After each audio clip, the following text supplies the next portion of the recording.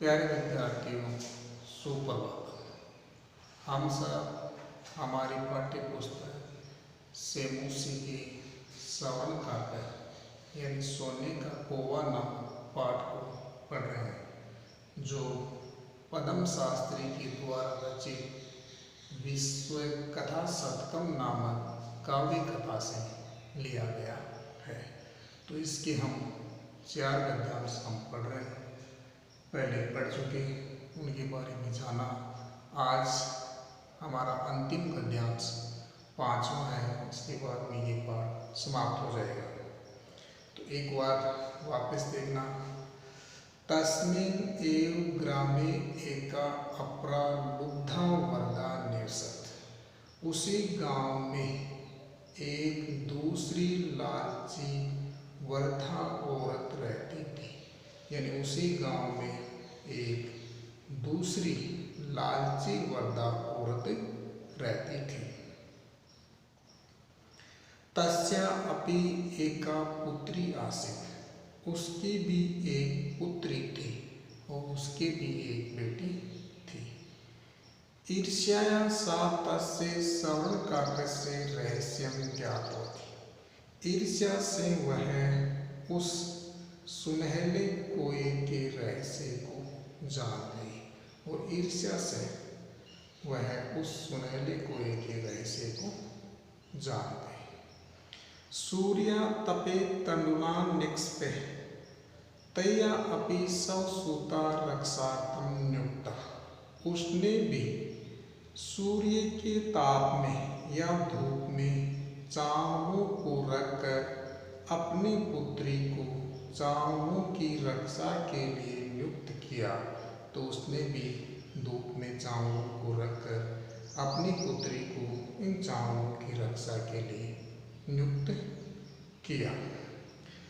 तथैव श्रवणपक्षे काके तंडुलान पक्षेन ताम अपि तत्रैव आकारयत्। उसी तरह सुनहले पंखों वाले कोए ने चावलों को खाते हुए, तो उसी तरह सुनहले पंखों वाले कोए ने चावलों को खाते हुए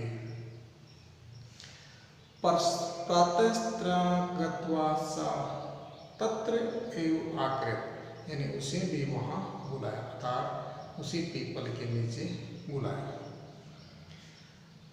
प्रातः तत्र गत्वा स काके निर्भेष्यन्ति प्रोवचत भो नीच काके। सुबह वहाँ जाकर वह कोए की निंदा करती हुई बोली, अरे नीच कोए। अहम आगत, मैं आ गई हूँ। मह्यम तंडुल मूल्यम पृच्छ, मुझे चावलों का मूल्य दो।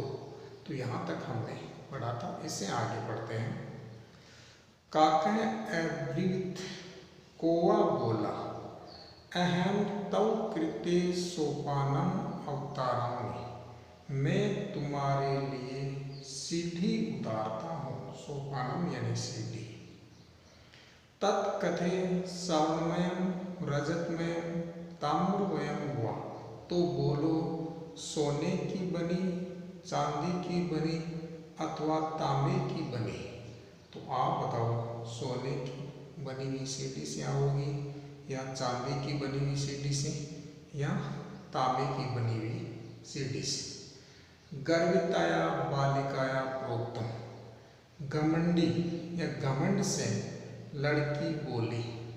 तो गर्व से वह लड़की बोली, स्वर्णमयं सोपानेन अहम आगच्छामि, मैं सोने की बनी सीढ़ी से आऊंगी। तो गर्व या घमंड से वह बोली, मैं सोने की बनी हुई सीढ़ी से आऊंगी।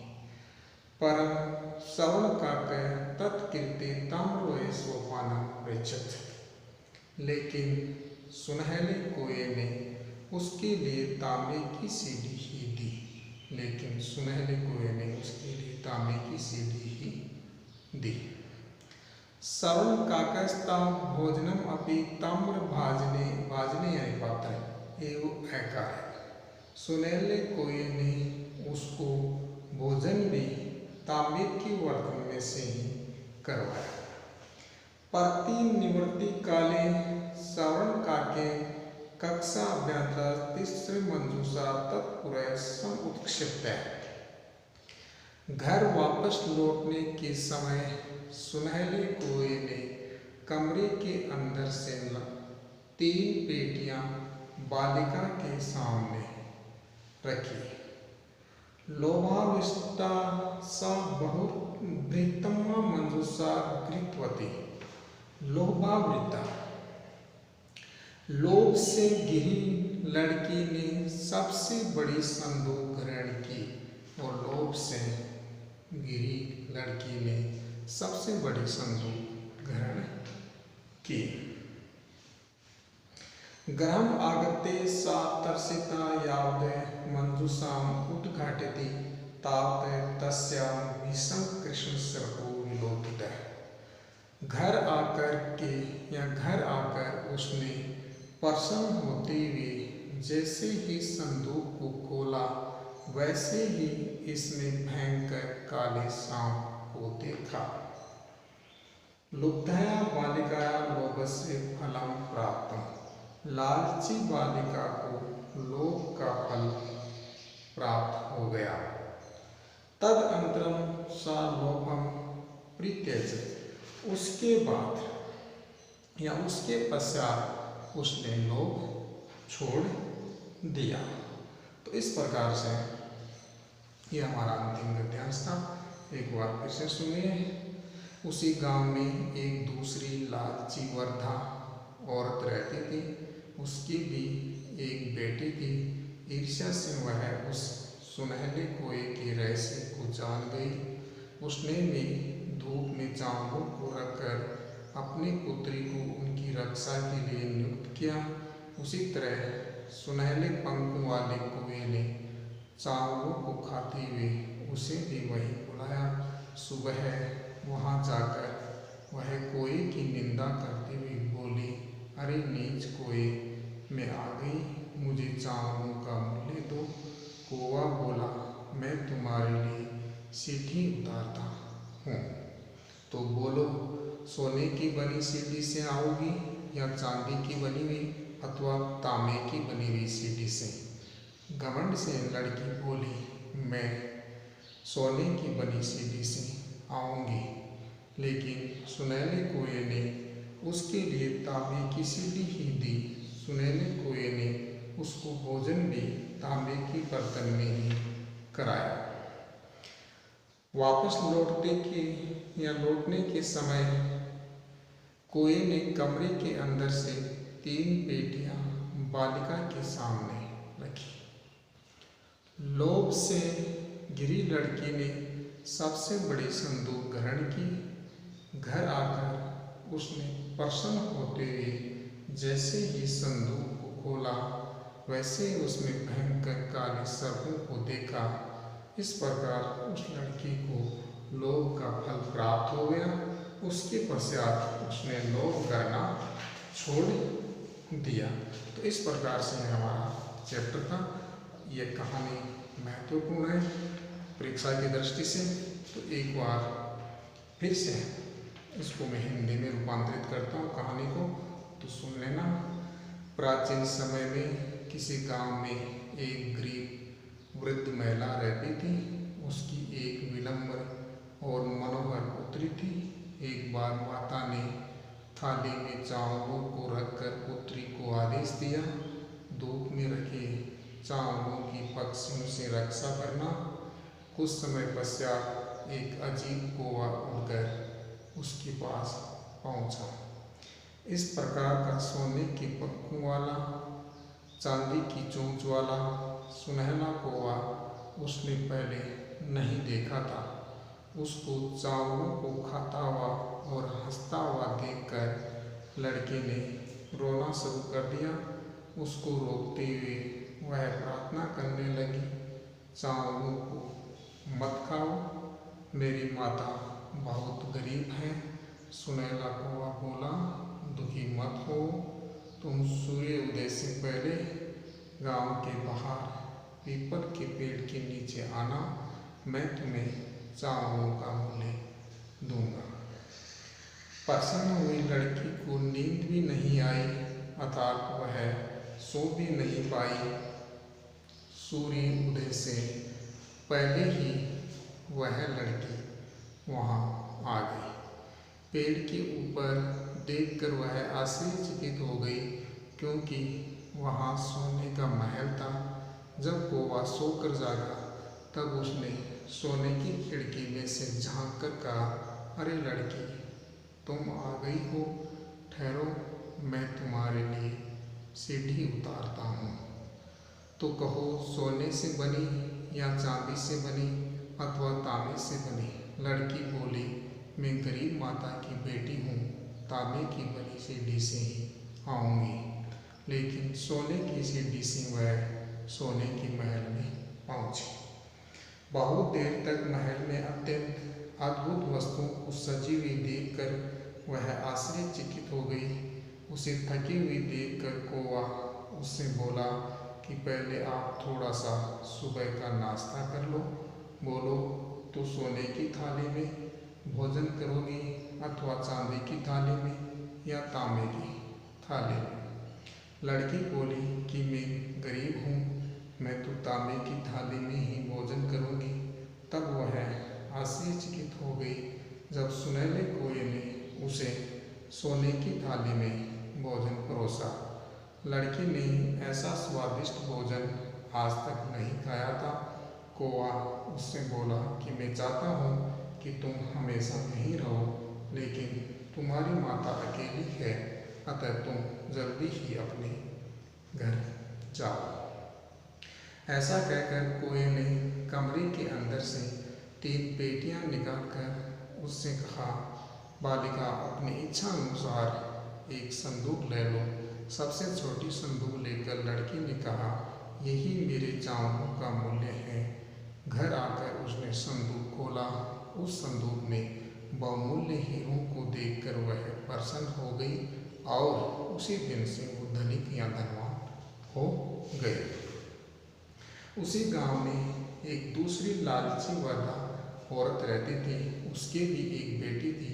ईर्ष्या से वह उस सुनहले कौवे के रहस्य को जान गई। उसने भी धूप में चावलों को रखकर अपनी पुत्री को उनकी रक्षा के लिए नियुक्त किया। उसी तरह सुनहले पंखों वाले कौवे ने चावलों को खाते हुए उसे भी वहीं बुलाया। सुबह वहाँ जाकर वह कौवे की निंदा करती हुई बोली, अरे नीच कौवे, मैं आ गई हूँ, मुझे चावलों का मूल्य दो। कौवा बोला, मैं तुम्हारे लिए सीढ़ियाँ उतारता हूँ या सीढ़ी उतारता हूँ, तो बोलो, सोने की बनी सीढ़ी से आओगी या चांदी की बनी हुई सीढ़ी से अथवा तांबे की बनी हुई सीढ़ी से। घमंड से लड़की बोली, मैं सोने की बनी सीढ़ी से आऊँगी। लेकिन सुनहले कौवे ने उसके लिए तांबे की सीढ़ी ही दी। सुनहले कौवे ने उसको भोजन भी तांबे के बर्तन में ही कराया। घर वापस लौटने के समय सुनहले कौवे ने कमरे के अंदर से लाकर 3 पेटियां बालिका के सामने रखी। लोभ से घिरी लड़की ने सबसे बड़ी संदूक को ग्रहण की। घर आकर उसने प्रसन्न होते हुए जैसे ही संदूक को खोला, वैसे उसने भयंकर काले सर्पों को देखा। इस प्रकार उस लड़की को लोभ का फल प्राप्त हो गया। उसके पश्चात उसने लोभ छोड़ दिया। तो इस कहानी से हमें ये शिक्षा मिलती है कि हमें कभी भी लालच नहीं करना चाहिए। कुछ पाठ्य पुस्तक की महत्वपूर्ण प्रश्न है जो इस प्रकार से हैं। एक पदेन उत्तरम लिखित, यानी एक पद में उत्तर दीजिए। पहला प्रश्न है, कह माता काम आदेशित, माता ने किसको आदेश दिया? तो माता ने पुत्री यानी बेटी को आदेश दिया, तो इसका उत्तर हो जाएगा पुत्री। सावण का कह कान ए खादित, सोने का कौवा किन्हें खा गया? यानी सोने का कौवा किन्हें खा गया? अर्थात तंडुलान यानी चावलों को खा गया। तो इसका उत्तर हो जाएगा तंडुला। प्रसाद किधर से वर्तते, महल कैसा है? तो स्वर्णमय, यानी महल कैसा था? सोने का, तो स्वर्णमय। गृहम् आगत्य तया कासम उद्घाटिता, घर आकर उसने क्या खोली? तो मंजूषा, इसका आंसर हो जाएगा मंजूषा, यानी घर आकर उसने पेटी को खोला। लोभाविष्टा बालिका कीदृशीं मंजूषां नेति, लालची लड़की कैसी मंजूषा को ले जाती है? तो बृहत्तम मंजूषा, यानी सबसे बड़ी संदूक को, बृहत्तम मंजूषा, सबसे बड़ी संदूक को। निम्नलिखित प्रश्नों के उत्तर संस्कृत में दीजिए। निर्धनया वर्धा दुहिता किधर से आसीत्, निर्धन वर्धा की पुत्री कैसी थी? तो निर्धना वर्धा दुहिता विनम्रा मनोहरा च आसीत्, निर्धन वर्धा की पुत्री विनम्र और मनोहर थी। बालिकया पूर्वं कीदृश काके न दृष्टम आसीत्, बालिका के द्वारा पहले कैसा कौवा नहीं देखा गया? तो बालिकया पूर्वं सवर्ण पक्षो रजत चंचु सवर्ण काके न दृष्ट आसीत्, बालिका के द्वारा पहले सोने के पंखों वाला, चांदी की चोंच वाला, सोने का कौवा नहीं देखा गया था। निर्धनया दुहिता मंजूषाणां कानि अपश्यत्, निर्धन की पुत्री ने मंजूषा में किन्हें देखा? तो निर्धनया दुहिता मंजूषायां महाहरिणी हीरकाणि अपश्यत्, निर्धन की पुत्री ने मंजूषा में महंगे हीरे देखे। बालिका किं दृष्ट्वा आश्चर्यचकिता जाता, बालिका क्या देखकर आश्चर्यचकित हो गई? तो बालिका वृक्षस्य उपरि स्वर्णमय प्रसादं दृष्ट्वा आश्चर्यचकित जाता, बालिका वृक्ष के ऊपर सोने का महल देखकर आश्चर्यचकित हो गई। गर्विता बालिका कीदृशं सोपानम् अयच्छत्, कीदृशं च प्राप्नोत्, घमंडी बालिका ने कैसी सीढ़ी मांगी और कैसे प्राप्त की? तो गर्विता बालिका स्वर्णमय सोपानम अयच्छत् ताम्रमयं च प्राप्नोत्, घमंडी बालिका ने सोने की सीढ़ी मांगी और तांबे की सीढ़ी प्राप्त की। अब आपके अगला प्रश्न है, निम्न शब्दों के विलोम शब्द पाठ में चुनकर लिखिए। तो पश्चात, पूर्वम, अधः, ऊपरी, सूर्यास्त, सूर्योदय, आसितुं, रोदितुं, श्वेत, कृष्ण, सुप्त, प्रबुद्ध। तो इस प्रकार के प्रश्न आपको करने हैं। धन्यवाद। आगे फिर पढ़ेंगे।